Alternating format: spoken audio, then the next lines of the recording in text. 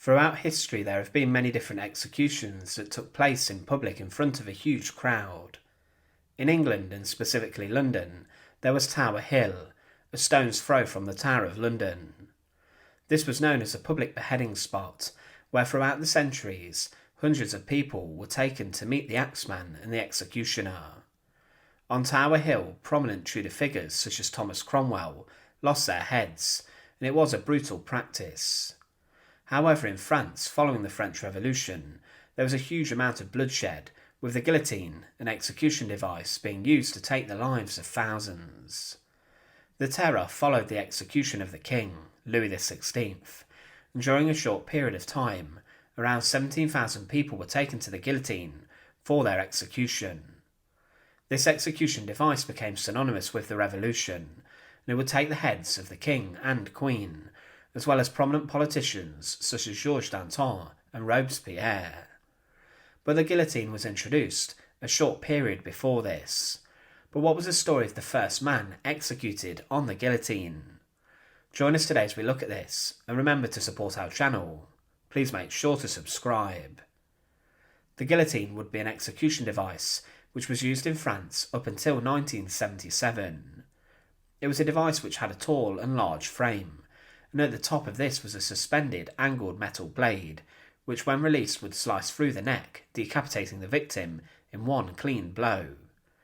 The head would then fall into the basket below, for the executioner to then display to the crowd. Beheading machines like this had been around for centuries, but the guillotine was different, and following its invention, it was actually called the Louisiette. But it was named after a French physician who wanted to use a special device to carry out executions in France in a more humane way. He was an opponent of the death penalty, and he hated other methods such as a breaking wheel, which was seen as barbaric. But a French surgeon, Antoine Louis, and a German engineer, Tobias Schmidt, would build the guillotine prototype, and then executioner Charles Henry Sanson would help to test the device. It was noted that Louis XVI, the king, suggested using a straight angled blade rather than a curved one, but he would then ban the use of the breaking wheel, and the guillotine following testing would become the execution method of the French nation. But the first man who would lose his head on the guillotine did have his execution delayed because of the debate surrounding the legal execution method. Nicolas Jacques Pelletier was a French highwayman who would become the first man to lose his head on the device. He was a man who would be part of a gang of known criminals and thieves.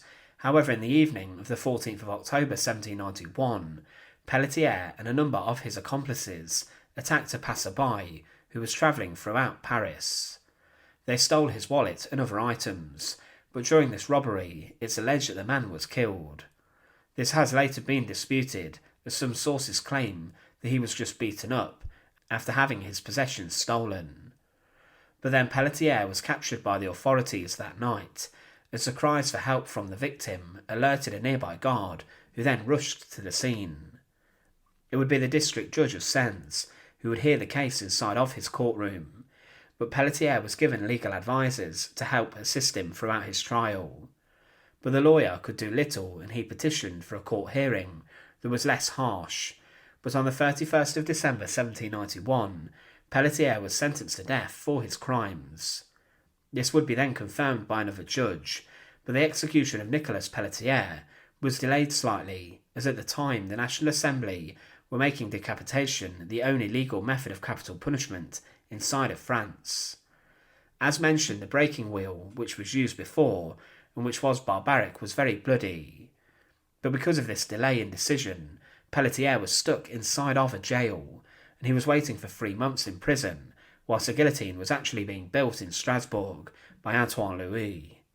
As mentioned, the public executioner of Paris, and the man referred to as the royal executioner, Charles Henry Sanson, would be the man who would test the guillotine on straw bales first, and then he would turn his hand to testing it on corpses.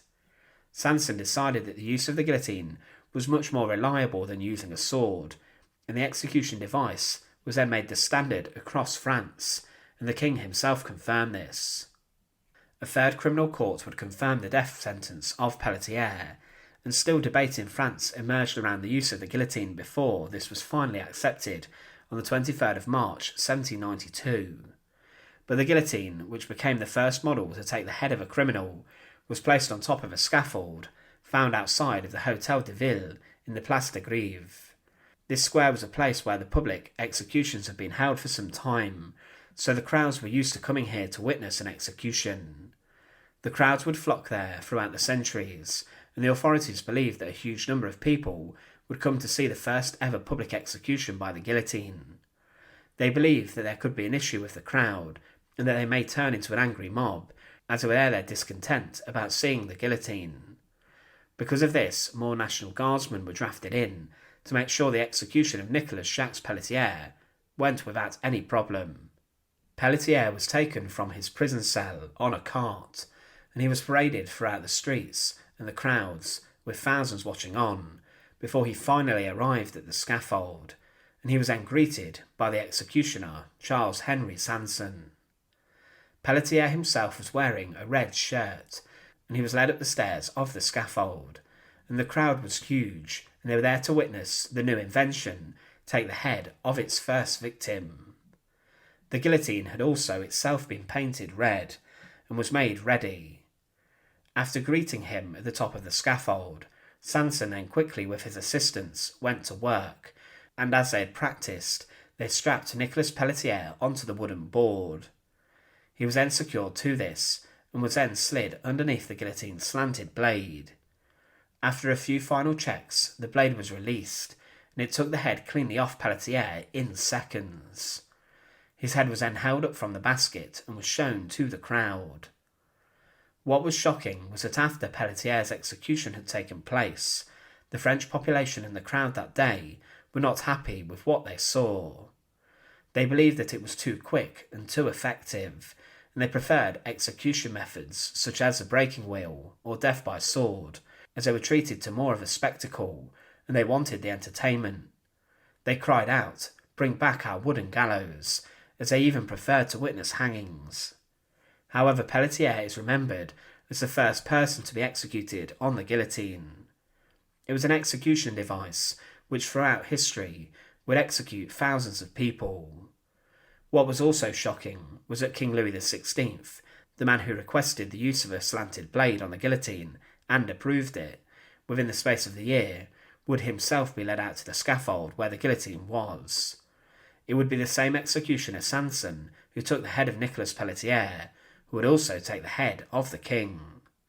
The guillotine following this was seen as a symbol of the new regime and the abolition of the monarchy, and it would be a device which would be cutting the heads of dozens of people each day during the Reign of Terror. Anyone who opposed the revolution, or who was suspected of doing so, would lose their heads, and it was brutal yet efficient in its deployment, and it would be used for the next few centuries. Thanks for watching. To support our channel, please make sure to subscribe, and once again, thank you so much for watching.